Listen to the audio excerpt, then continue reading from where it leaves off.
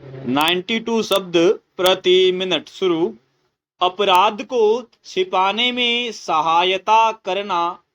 जहां कोई व्यक्ति भय के कारण हत्या की घटना को न बचा सका हो तथा बाद में उसने मृतक की लाश को छिपाने में हत्यारों की सहायता की हो, तो वह हत्या के दुष्प्रेरण के लिए दोषी नहीं होगा, अपितु धारा 201 के अपराध का दोषी होगा।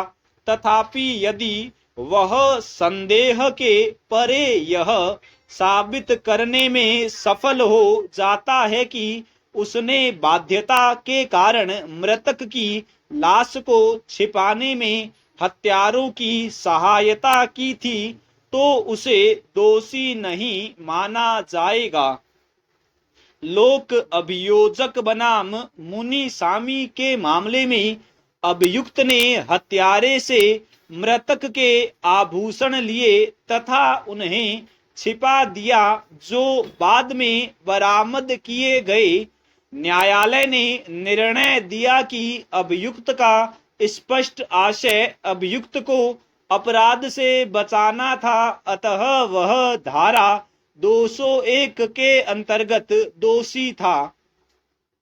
जहां एक महिला जिसकी हत्या की गई थी के रिश्तेदारों ने पुलिस को सूचना दी कि अभियुक्तों द्वारा मृतिका का शव शमशान ले जाया रहा है, तो और इस पर पुलिस ने हस्तक्षेप करके लाश को विलोपित होने से बचा लिया हो, तो ऐसी दशा में अभियुक्तों को धारा 201 के अंतर्गत साक्ष्य मिटाने या नष्ट करने के अपराध के लिए दोष सिद्ध नहीं किया जा सका। यह तथ्य कि उनमें से एक अभियुक्त ने मृत्यु का वास्तविक कारण बताने से इनकार कर दिया, उसे धारा 201 के अधीन दंडित करने के लिए उचित कारण नहीं माना गया, क्योंकि सही सूचना देने से इनकार करने को झूठी सूचना देना नहीं कहा जा सकता है।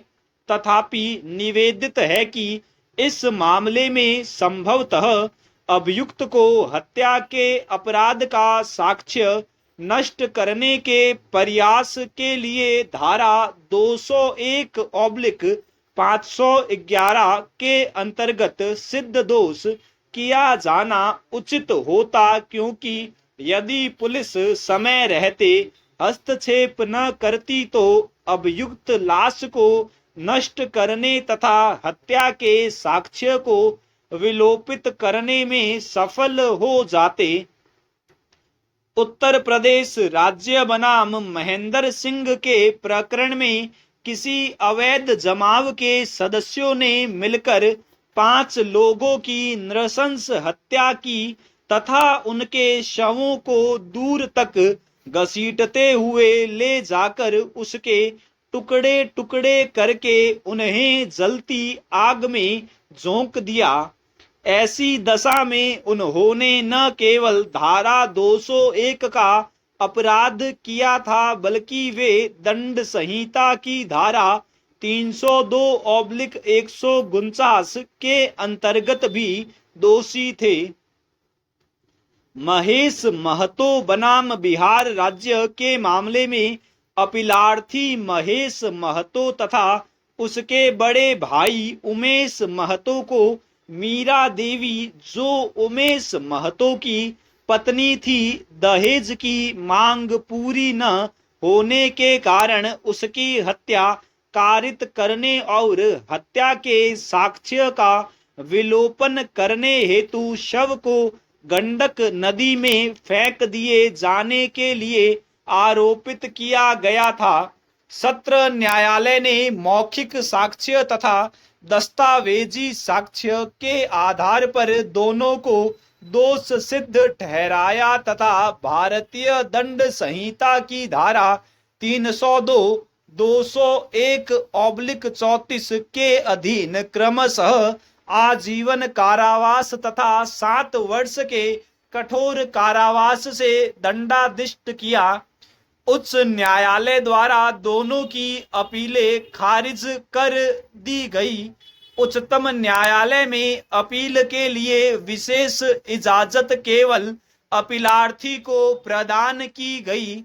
इस प्रकरण में उच्चतम न्यायालय प्रत्यक्षदर्शी साक्षी के कथन को विश्वसनीय मानते हुए विनिश्चय किया कि अपीलार्थी ने मुख्य अभियुक्त के साथ मीरा देवी का शव गंडक नदी में फेंक कर हत्या के साक्ष्य का विलोपन किया है।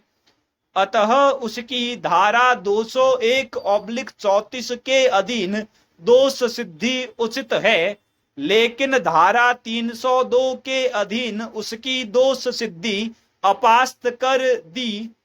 दंडादेश के संबंध में उच्चतम न्यायालय ने अभी निर्धारित किया कि घटना के समय अपीलार्थी की आयु 18 वर्ष थी। वह बड़े भाई के साथ रहता था, इसलिए उस पर दबाव होने की संभावना से इनकार नहीं किया जा सकता है।